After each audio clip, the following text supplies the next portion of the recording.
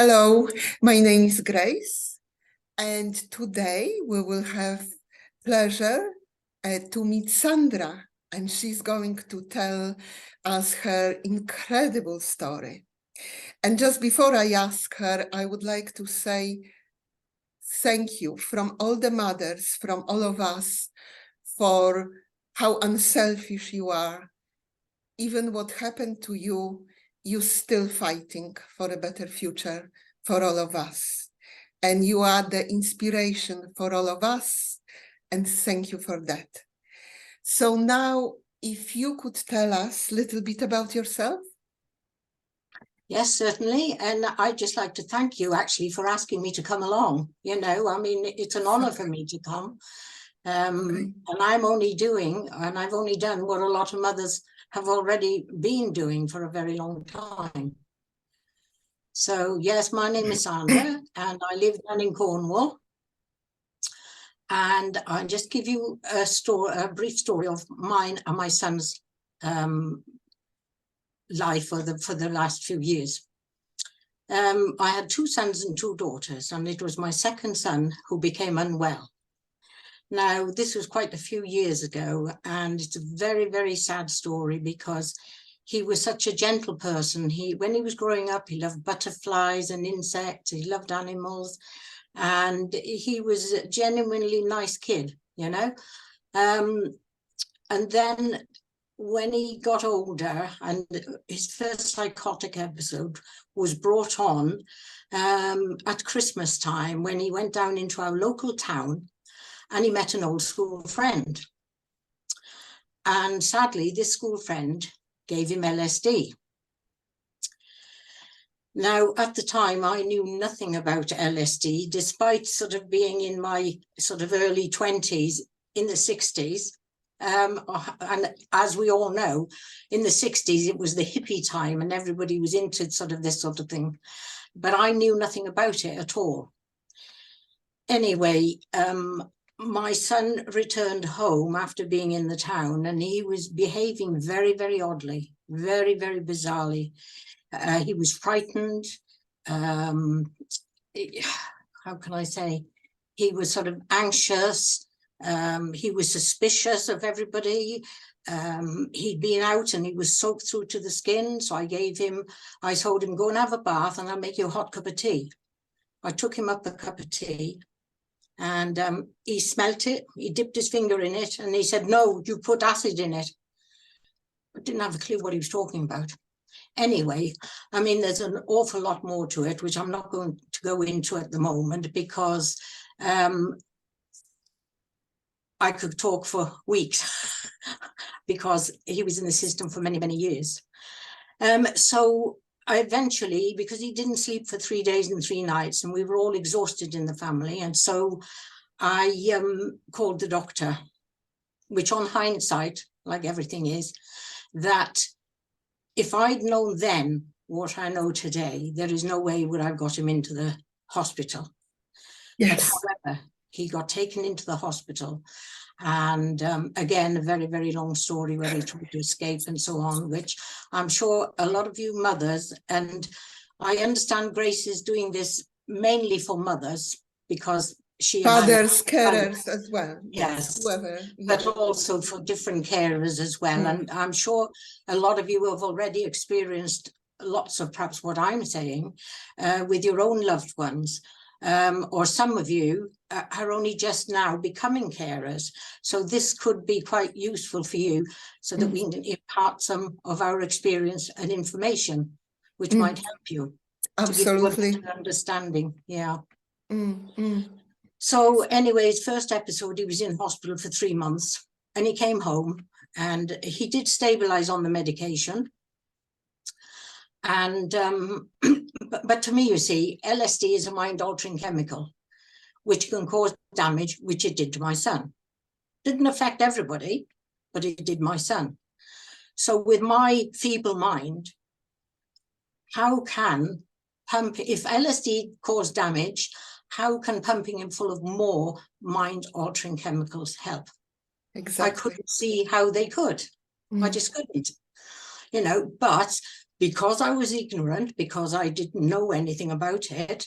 And I thought it was such a relief, because the stress you're under 24 hours a day as a mother, because it's you experience every emotion under the sun. You know, you feel sadness, you feel frustration, you feel anger, you feel hurt, useless, that you can't do anything about it. And so it is very, very difficult as a mother.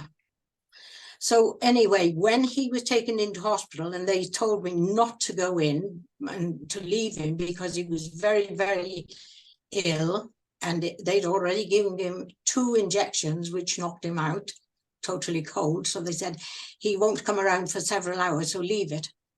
And for me, it was such a relief that, oh, you know, that stress was taken from me. And anyway, for the next 11 days, I kept ringing up the hospital 3 or 4 times a day, and I was told, no, don't come and see him. No, he's very ill. No, very frightened. And he was in a room with the members of staff sitting outside his room.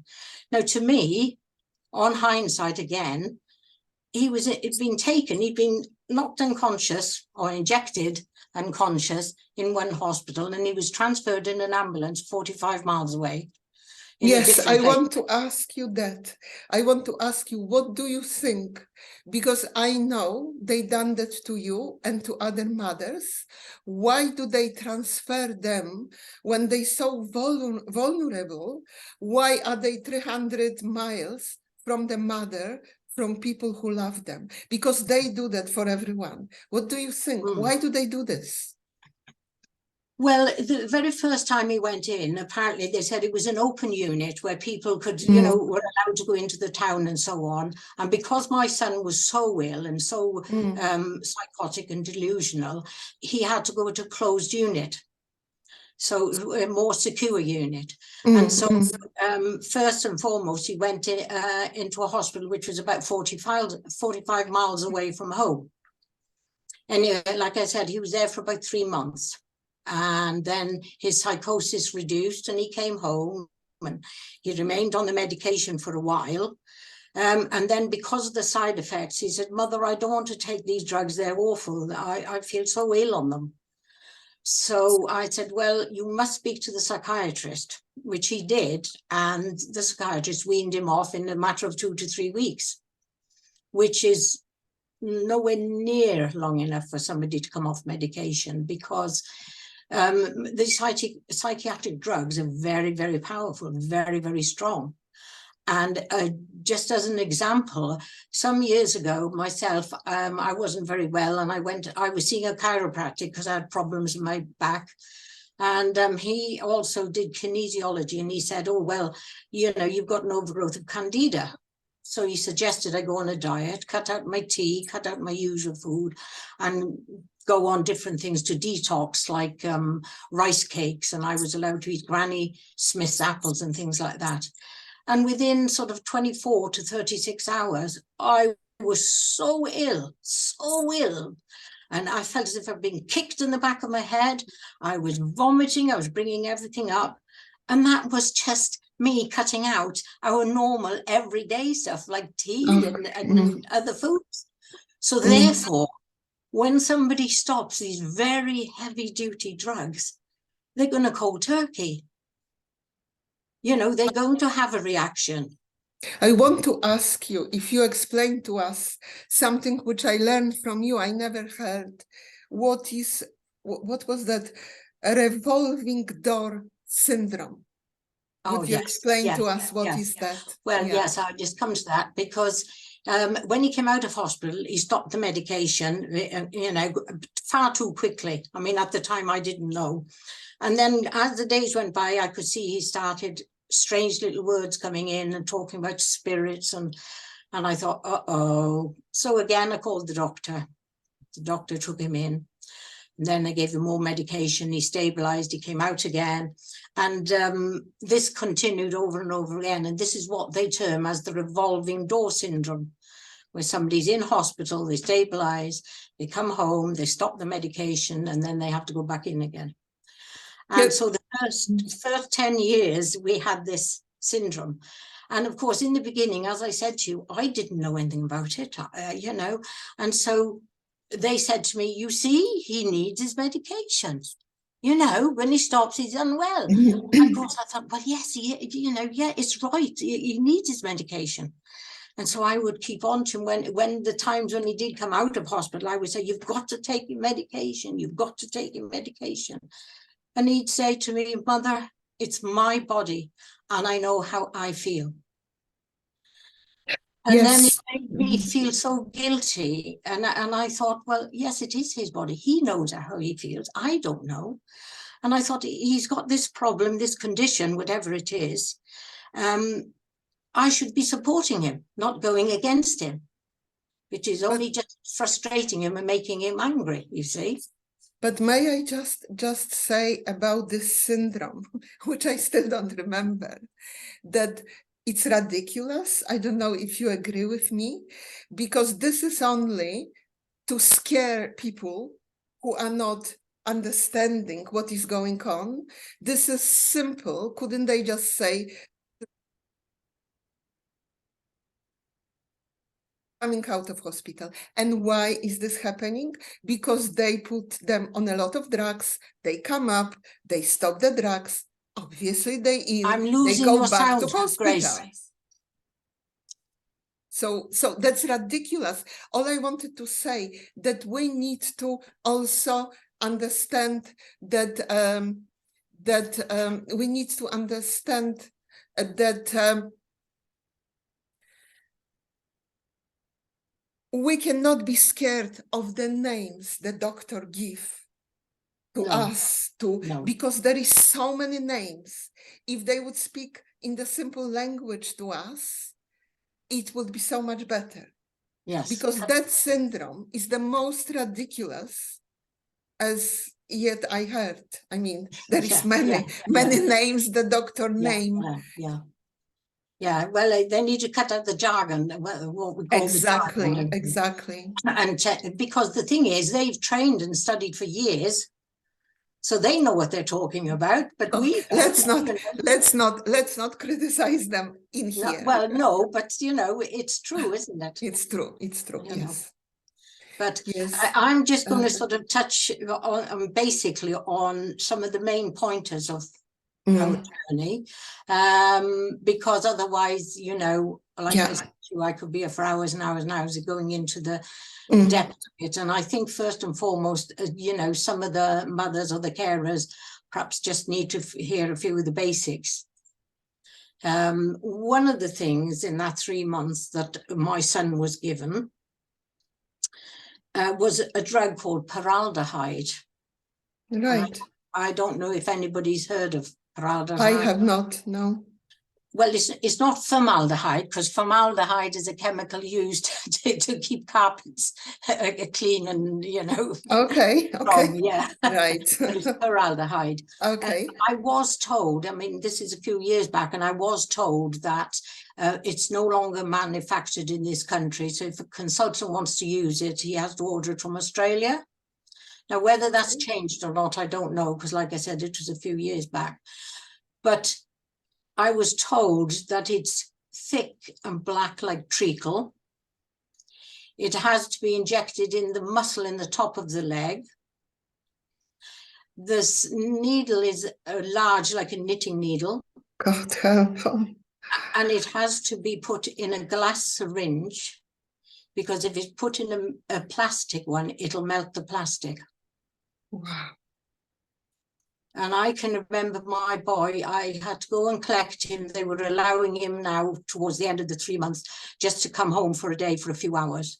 And I would go and collect him and bring him home. And he'd be pacing up and down, and he'd been rubbing and rubbing his legs. And of course, I didn't know that he'd had this drug. And he'd say, oh, mother, he said, you know, my legs, he said, it feels like writhing maggots under my skin. And, you know, I would get him laying on the settee and I'd be massaging his legs to try and ease the discomfort, you know. But this is why, you see, over the years, I feel that we need change. That you know, we don't treat animals like that. Or No. we shouldn't do anyway.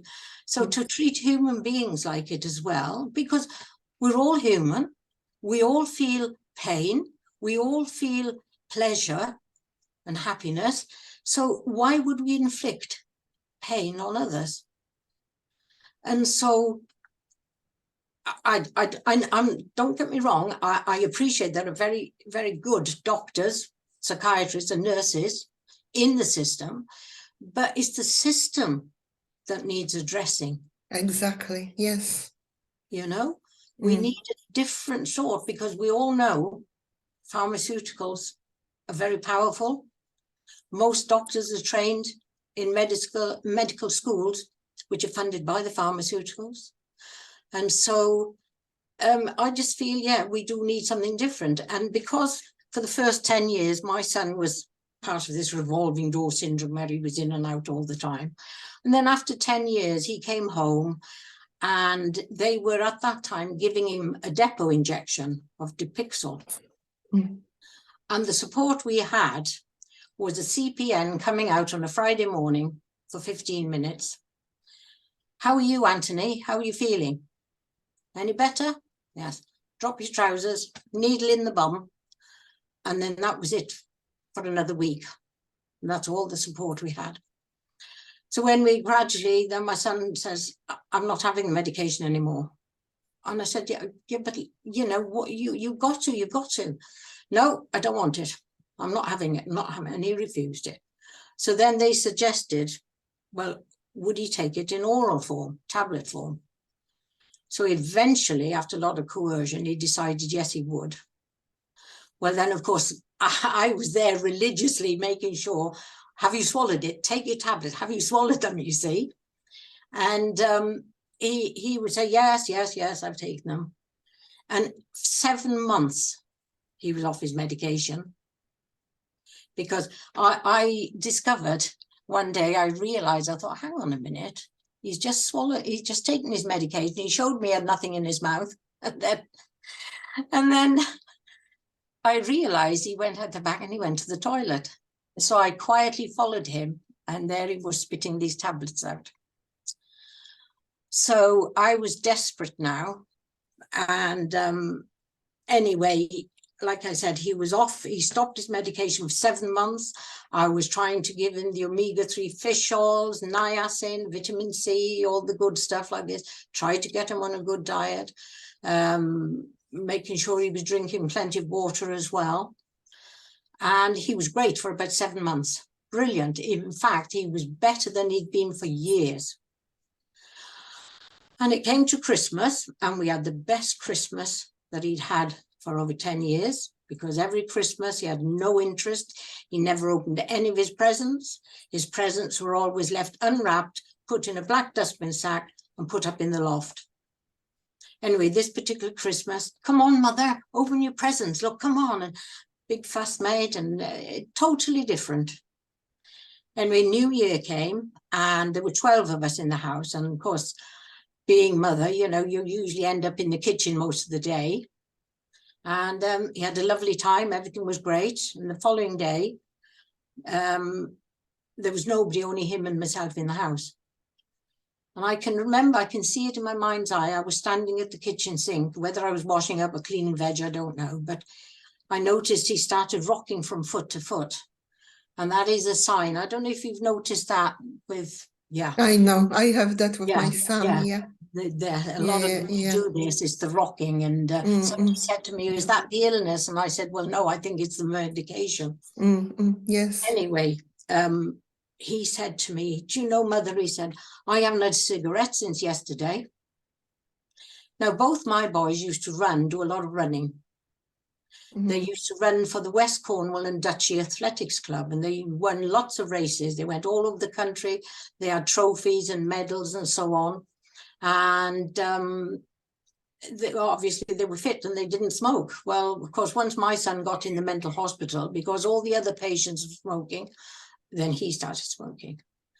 And I can remember saying to him, why have you started smoking? And he said, mother, you don't understand.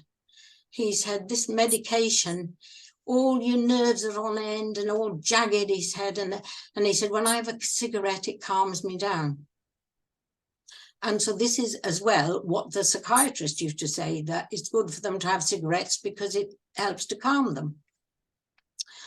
However, some years later, when he was in a different hospital, smoking was banned. Yes, Now, I remember that. Yeah. Yeah, Now, that I don't smoke, and to be honest, I think it's a filthy habit, but then people who smoke, it's up to them, isn't it? yeah. But they stopped it, and for 18 months he was in this unit where he wasn't allowed to smoke. And then he was transferred to another building in the same hospital and the same grounds, and they allowed him to smoke. For 8 months he was there, and he was allowed to smoke. And then after 8 months, he was transferred to another unit, still in the same hospital, in the same grounds. And then he was banned from smoking again. Now, to me, that is really unkind and cruel.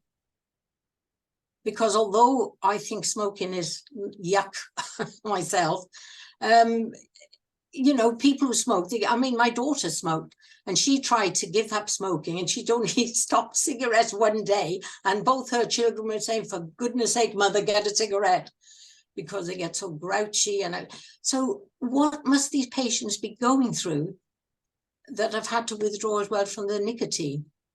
And so this new year, you see, my son, I haven't had any cigarettes, he said, since yesterday. So I said, well, do you want me to get you some?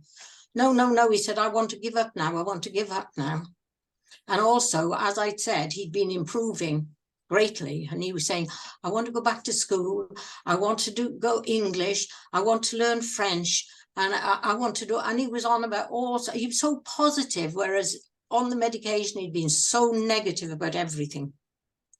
And so, you know, with this cigarettes, stopping the smoking, after a week, and I'd gone out and I'd bought some tobacco ready just in case, but I didn't want to push it on him if he was determined to stop.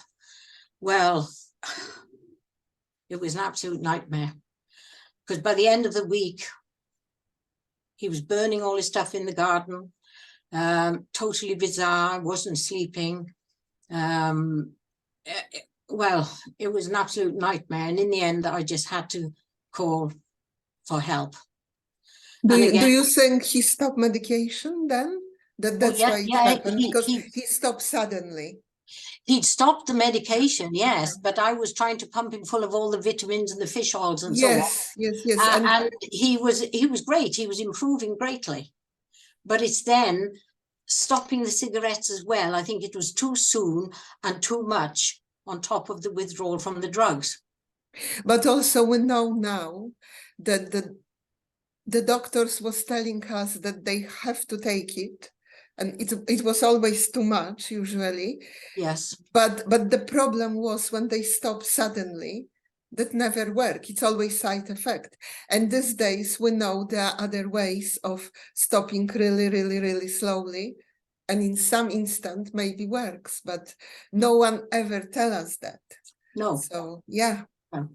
Well, I begged and pleaded over the years with different consultants about I said, he's on too much medication. I said, he can't focus. I mean, majority of them, and I'm sure there's lots of mothers and carers out there can relate to this, where, you know, if their loved ones are at home with them or even not, they'll sleep in bed until 2 in the afternoon. Yeah, because they're too of tired. course. But how many sleeping tablets? I actually saw, I was visiting my son in hospital and he was sleeping and they wake him up to give him sleeping tablets. Oh. How stupid is that? Yeah. Well, exactly. it's like Patrick Holford. I don't know if any of you have heard of Patrick. He set up the Institute of Optimum Nutrition in London many years ago. And he said, how do you define madness? Only by keep doing the same thing over and over again and expecting different results. But Sandra, as we on nutrition, please just in few words tell us how you contact Dr. Hofer, because this is amazing doctor who actually was treating schizophrenia with vitamin B3. and he had amazing, but of course they blocked him. And but tell us a little bit, because you did call him and he spoke to you and he gave you advice. Yes, And, well, yeah. I meant to fish it out. Is it? I don't know, because I've got every conference I went to, I would buy books, you know. But I was one day reading this book, written. The first half of it was written by Patrick Holford, and it said "Mental Health: The Nutrition Connection." And then if you turned the book over the other way, it was "Mental Illness: The Nutrition Connection." I remember that book. Yes. And the back half was written by Dr. Carl Pfeiffer. Yeah. And I read this, and they mentioned about a house in New Jersey called Earth House, which was set up in 1970 by two mothers, and they were having a great success. And the treatments they were using, which today the doctors don't seem to accept it, but the word was orthomolecular medicine. Yes, no, of course. Yes, now orthomolecular is basically nutritional medicine. It just means giving the body the natural substances it requires to run on optimal health. Yeah, simple as that. Yes, which are vitamins, minerals, amino acids, and essential fatty acids. But of course, the problem we've got as well with that is knowing, because we're all different, we're all individuals, and so therefore we need to know what a person is either deficient in or overloaded in. Because even vitamins, although and minerals are supposed to be good for you, if we take too many of the ones that we've already got abundant in our bodies, then that can also cause problems. So when I read this book, I decided that I would contact the Institute of Optimum Nutrition, Patrick Holford, which I did. I think it must have been about a Tuesday or a Wednesday. And I rang them up and they said, well, Patrick's got a masterclass coming Saturday, I think it must have been. And so they said, we'll send you the information. So they sent me the information through the post. It came through on the Thursday. Friday, I went in and I booked a train ticket and I went up to London. And I sat in Patrick's masterclass all day and I spoke with Patrick. I went home to his house lunchtime. And anyway, in the interval as well, he put a video on for us to watch. And lo and behold, it was Dr. Hoffer. Now, I'd not heard of Dr. Hoffer at all. And there were other psychiatrists and doctors speaking on it as well. And I was quite impressed. I thought, oh, I'd like to get this video. I need to get it. I want to learn more. And so Patrick gave me a leaflet where we could know where we could order these videos from. So I can't remember whether I ordered it then right away. I think I did. But anyway, when it came to January and February, I had a program come from Canada. So Patrick must have given them my name. And they sent me an invitation about the conference. Well, of course, having to go from Cornwall to London, from London to Canada, was quite a bit of an expense because I didn't have much money at all. And then the conference itself was like, over a 3-day period, it was like $425. So I thought, oh, I desperately wanted to go, desperately, but I couldn't afford it. So the following year, I had an invitation again. So I borrowed the money and I went out there. And of course, when I was out there, obviously I needed accommodation. So I just went to the YMCA, which was like £12 a night. Because needs must, you can't, do any other. If you haven't got the money, you can't do it. So I was so impressed. I met Dr. Hoffer. I met many, many other doctors and psychiatrists, and I spoke to as many as I could. I told them about my son, and I made friends. There were 4 or 5 other nurses there, and I made friends with them. And it was just amazing. And I was flying up there by the time I came home after 3 days. But within a few days of being back here, down you go again. Because everybody is so negative, and the doctors, the psychiatrists won't listen. And so I brought books back with me. I brought cassette tapes back with me. I got blank cassettes. I recorded them. I was handing them out to as many people as I could. Anybody would be interested in listening. And eventually I got a group of people interested, and we formed a committee. And first and foremost, we went as a limited company by guarantee a non-profit. And then as time went on, we actually got full charity status.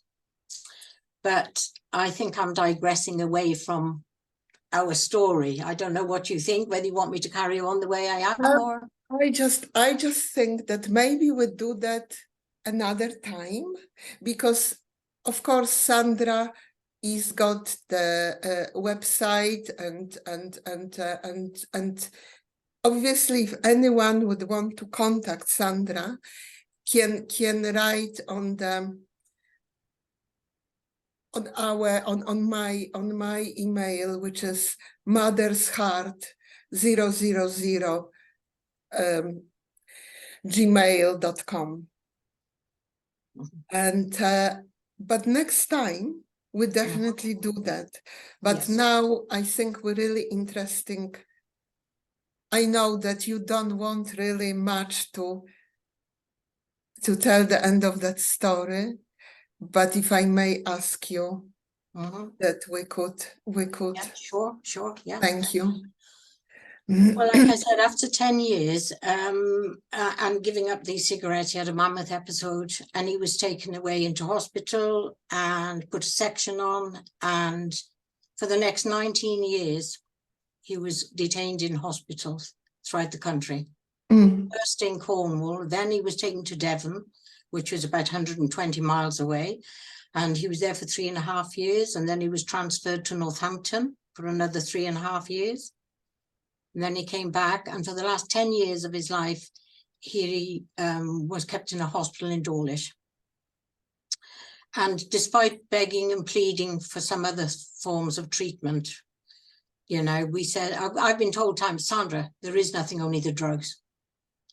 But actually, in that time, 2 consultants actually did listen to me for a while. One of them was in Northampton. At first, when I said, look, you know, he's just getting worse on this medication. He's not getting any better.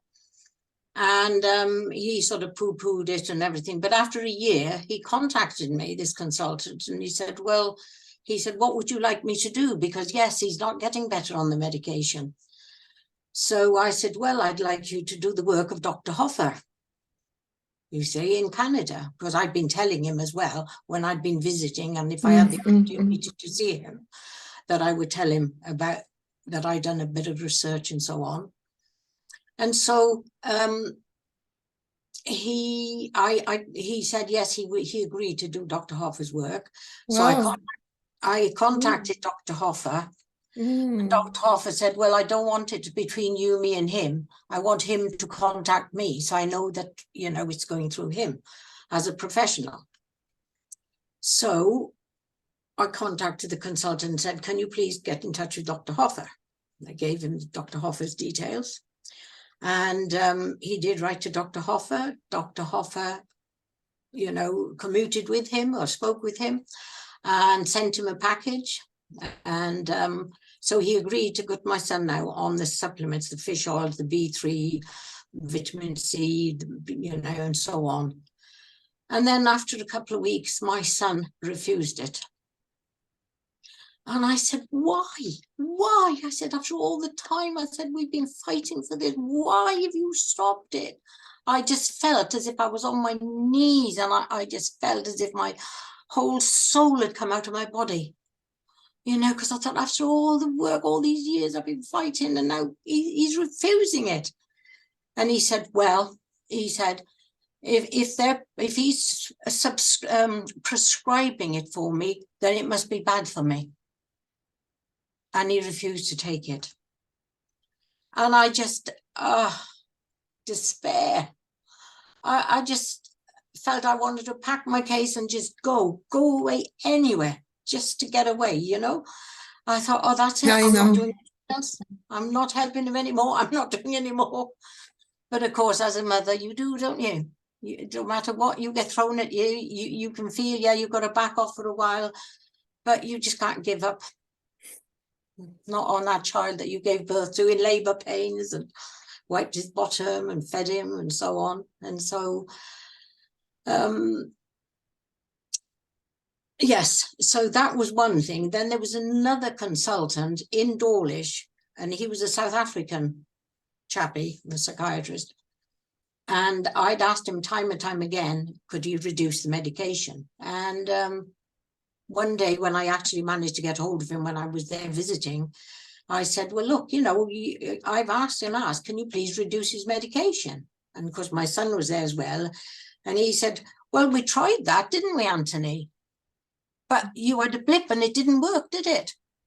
And I said, well, come on. I said, these are heavy duty drugs. I said, how often did you reduce them and by what amount? Because I said, he's bound to have a reaction when you reduce it, you know, and as they were the experts, surely they should have been aware that, look out, we've reduced his medication, let's just keep an eye on him. So up the medication went again. So those were just two psychiatrists, which, well, one of them was good, but the other one just a feeble attempt to reduce the medication.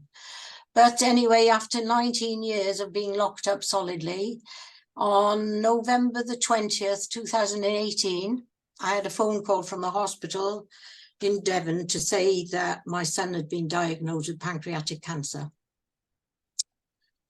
And so obviously we immediately asked, can he come home? Because they said they couldn't treat him. It had spread to his liver and his lymph glands and it was too far gone. The only chemo available would be a nasty one, which he'd lose all his hair and he would be vomiting and so on. And they said for the sake of about 4 months, it wouldn't be worth it. And I said, no, I don't want him to have it. But I said, while there's life, there's hope. Yes. I said, I'll take him to an alternative clinic in Europe or Canada. And I wish I'd never said that, because after that, they kept him in hospital for another 5 weeks. And they allowed him to come home on the 23rd of December. And they sent a letter and they phoned me to say he had to remain here at my home. And I've still got the letter in writing to say he had to reside here. Couldn't take him anywhere. And that he had to continue with his medication. And I had to have the teams coming in. So even when he was dying, he was a prisoner at their hands. And so on January the 15th, at 5:20 in the morning, my son passed away. So it's not so much the fact that my son had the cancer and died, but the fact that he had 29 years of hell in the system when we begged and pleaded for something else. And they weren't forthcoming. They didn't work with us. I can remember saying to one psychiatrist, look, we're all here for the well-being of my son. You're here for my son. I'm here for my son. Work together. But they never would. They never would. Now, obviously, I've gone back and, you know, over quite a few years, and things have changed somewhat. But I think as well, there are different hospitals and different psychiatrists, and they can all, what's the word I'm looking for? Sort of treat people in a different way, different manner. Some hospitals are much better than others. I've got to be honest that the last ward that my son was in Dawlish, were pretty good, you know, and they were looking at nutrition. They were looking at, because a lot of it again is about education. Not just education for carers and families, but also for the patients themselves. Because we're living in a world where it's all controlled by processed foods and manufacturers and money making. We've gone way beyond what nature intended for us. So, Sandra, tell us, if that would be up to you, like in few words, what would you want? What kind of change would happen if you could make them? Well, as I said to you, that we're sort of a registered charity now, but my vision is to see a centre or a sort of a property with like a big house out in the country with some land, acres of land, and perhaps outbuildings and some cottages, and where we can have the people who are quite ill in the main house. And I want to be able for us to grow our own organic vegetables. I want to see people treated as a whole, because like human being, actually. Like a human being, yes. Years ago, they used to think the problem is in your head or the problem is in your body, but we all know that your brain and your body are all intertwined. And whatever could be presenting as a mental issue, it could be something that's physical that's wrong with you, which is causing the psychosis. So also in the research, I've met various other researchers, and one of them who I look at as, well, one of my heroes is Dr. William Walsh from Illinois. Yes, we actually met him together. Yes. Well, in fact, because as our charity, the charity commissioners were very concerned about the safety and efficacy of nutrition, supplements, and diet. And so I had to get letters from medical professionals to agree or promote that what we want to use at the centre was kosher, we would be safe. And you can imagine trying to get a doctor to write recommending nutrition and various things like that. It would be very difficult, but I managed to get 5 different written letters to the charity commissioners. And so eventually we were given a full charity status. The thing was as well, though, that because they were concerned about the safety of it all, we had to gather research and disseminate it as education to the wider public and the health authorities. And so because our committee were just lay people, although we do have a psychiatrist on board as a director as well, but we thought, well, we can't, I mean, I haven't got an academic brain at all whatsoever. There's no way, you know, I was brought up on a small farm. I left school at 15 about 100 years ago. So, because I've been out to Canada so many times, I've been to Belgium, I've been to London, to Oxford University, to various conferences. I'd met different research speakers and scientists and psychiatrists. And so, and I'd always introduced myself to them. So when I contacted them, they agreed to come and speak. So I decided that I would organize conferences where we would invite not only carers, service users, and also the public, but also health professionals. Because as we all know, a lot of mothers, a lot of carers, and a lot of the public know that we need a more natural approach. Whereas the professionals are stuck by the rules that they've been given. So otherwise you're saying we would, if that would be up to you, we would